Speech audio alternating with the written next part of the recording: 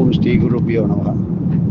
கடந்த மாதத்திலே நமது வாத்தியாருடைய அனுபூதிகள் அடிமை கண்ட ஆனந்தத்திலே நடந்த ஆலய படிக்கட்டு விழாவை பற்றி முடித்திருந்தோம்.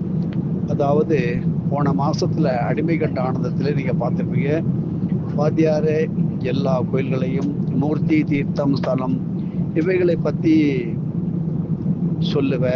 ஆனா இந்த கோயில்ல கட்டின படிக்கட்டை இவ்வளவு சிரமப்பட்டு வேலை செஞ்சு அதுல என்ன விசேஷம்னு சொல்லவே இல்லையே வாத்தியார்னு கேட்டு முடித்தாரு. அதனுடைய தொடர்ச்சியாக இப்ப என்ன செஞ்சார், பெரியவர் நீண்ட ஒரு பதிலுக்கு தயாரானார். அதாவது அந்த ஊர் மக்கள் அவங்கள வச்சு இறைவன் அருளால கட்டினோமே, அது சாதாரண படிக்கட்டு இல்லடா, ரொம்ப விசேஷம் நிறைஞ்சது. ஒவ்வொரு படிக்கட்டிலும் பல லோகத்து தேவதைகள் அங்கே ஆவாகனமாகி தன்னை வேண்டுபவர்களுக்கு கருணையை அள்ளி அள்ளி வழங்கி கொண்டே வருவாரு, வந்து கொண்டே இருக்கார்.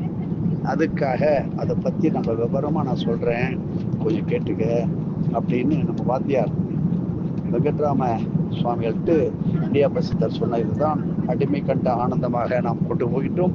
இப்படி எல்லா பெருமாள் கோவில்கள்லையும் வைகுண்ட ஏகாதசி அன்னைக்கு, மார்கழி மாசம் அன்னைக்கு சொர்க்க வாசல் திறப்பாங்கடா. என்ன, அன்னைக்கு ஒரு நாள் மட்டும் அந்த வாசல் வழியா போய் பெருமாளை தரிசிச்சா வைகுண்டத்துல ஸ்ரீ ரங்கநாதரை தரிசிச்ச பலன் கிடைக்கும். ஆனா இந்த நிலா துண்ட பெருமாள் கோயில்ல 2 பக்கமும் கட்டின படிக்கட்டுகள் இருக்கே, அது சாதாரண படிக்கட்டு இல்ல. கால நேரத்தை அப்படியே புனிதப்படுத்தி கொடுக்கும் உத்தராயணம் மற்றும் தட்சிணாயன படிக்கட்டுகள்டா. அந்த படிக்கட்டுல ஏறி மேலே இருக்கிற பெருமாளை சேவிச்சா வைகுண்ட ஏகாதசி அன்னைக்கு பெருமாளை தரிசிச்ச பலன் அப்படியே முழுசா கிட்டுண்டா.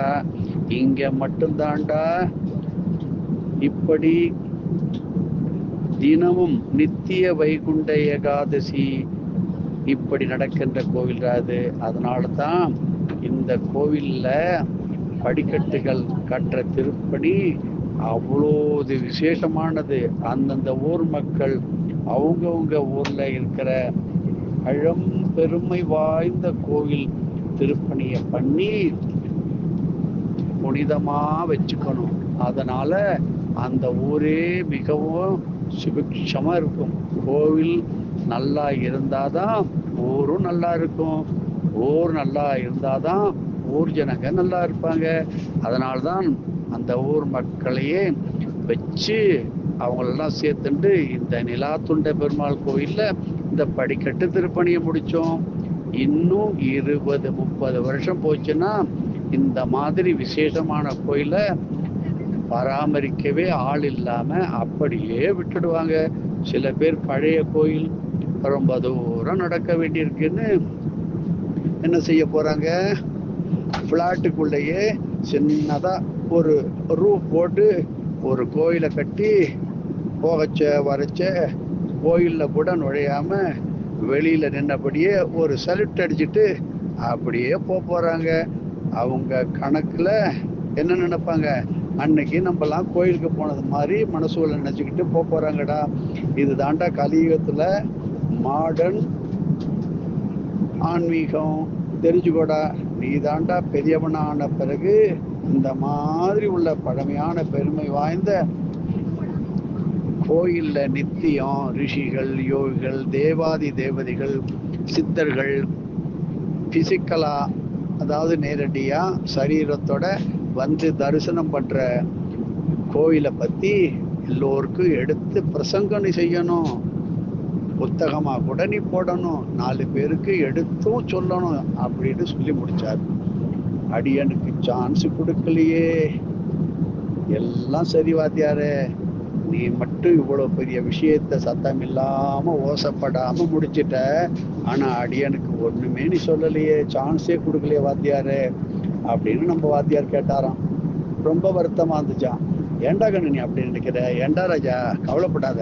இந்த கலியுகத்துல நித்தியமா வைகுண்ட வாசலாக இருக்கிற உத்தராயண தட்சிணாயன படிகள் மாதிரி நீயும் பின்னாடி அன்னதான கூட அமைச்சு மேலே ரங்கநாத பெருமாளை சயன கோலத்துல திரு அண்ணாமலையாரையே பார்க்க, அப்படி பார்க்குற மாதிரி அண்ணாமலை கிரிவலம் வர அடியார்கள் அவர்களுடைய தனது கிரிவல சக்தி நிறைஞ்ச புனிதமான பாதத்தோட இந்த 27 படிக்கட்டுகள்ல ஸ்பரிசிச்சு அண்ணாமலையாரையும் அப்படியே ரங்கநாதரையும் ஒரே முகமாக ஒரு சேர தரிசனம் செய்வாங்கடா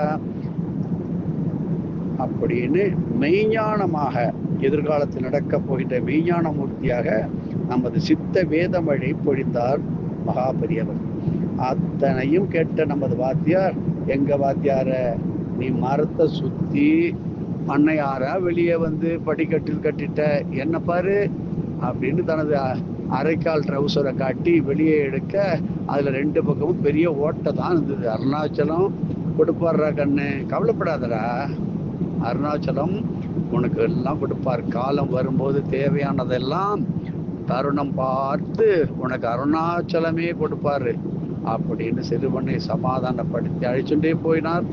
பெரியவரின் வாக்கு சத்திய வாக்காக அமைந்து இன்று திருவண்ணாமலையிலே சிவசக்தி ஐக்கிய சொரூப தரிசன பகுதியிலே நம் ஸ்ரீலஸ்ரீ வெங்கட்ராம சுவாமிகள் ஸ்ரீலஸ்ரீ லோபமாதா அகஸ்தியர் தர்மஸ்தாபன அன்னதான கூடத்தை இறையருளார் அற்புதமாக நிர்மாணித்து பல வருஷங்களாய் கல் மண் பாராது எங்கெங்கெல்லாமோ தன்னோட அசௌகரியங்களை தாங்கி கொண்டு வந்த ஸ்ரீ ரங்கநாத பெருமாளை அன்னதான கூடத்தின் மத்தியிலே வச்சு 2 பக்கமும் சித்தர் குல பெருமானாம் ஸ்ரீ இடியாப்ப ஈச சித்தர் சுவாமிகள் அருளி செய்த அதே உத்தராயண தட்சிணாயன படிக்கட்டுகளை அமைத்து அருணகிரியை வலம் வரும் அடியார்கள் அவர்களுடைய திருப்பாதங்கள் அதில் தாங்க செய்து நித்திய வைகுண்ட வாசல், அதே போல வைகுண்ட வாசல் பெருமாளாக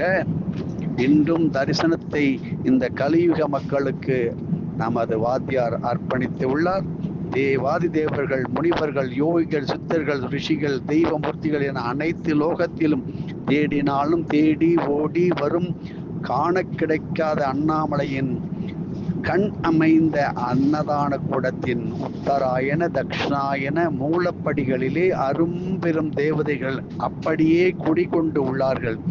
ஆகையினால் அவற்றை ஸ்பரிசித்து ஸ்ரீ ரங்கநாதர் எனும் தன் சயன யோக நிலையில் தரிசனம் செய்யும் திரு அண்ணாமலையை நாம் அதே நிலையில் அந்த நிலைப்படியிலிருந்து தரிசித்து குருவருள் பெறுவோமாக. இன்று கிரிவலம் வருகின்ற, எப்பொழுதும் கிரிவலம் வருகின்ற அத்தனை அடியார்களை இதை மனதில் வைத்து கொண்டு ரங்கநாதரை நித்திய வைகுண்ட வாசல் படியாக ஏறி தரிசனம் செய்து அண்ணாமலையாரும் தரிசனம் செய்து அருள் பெறுவோமாக. குருவருளையும் திருவருளையும் சேர்ந்து ஒரு சேர பெறுவோம்.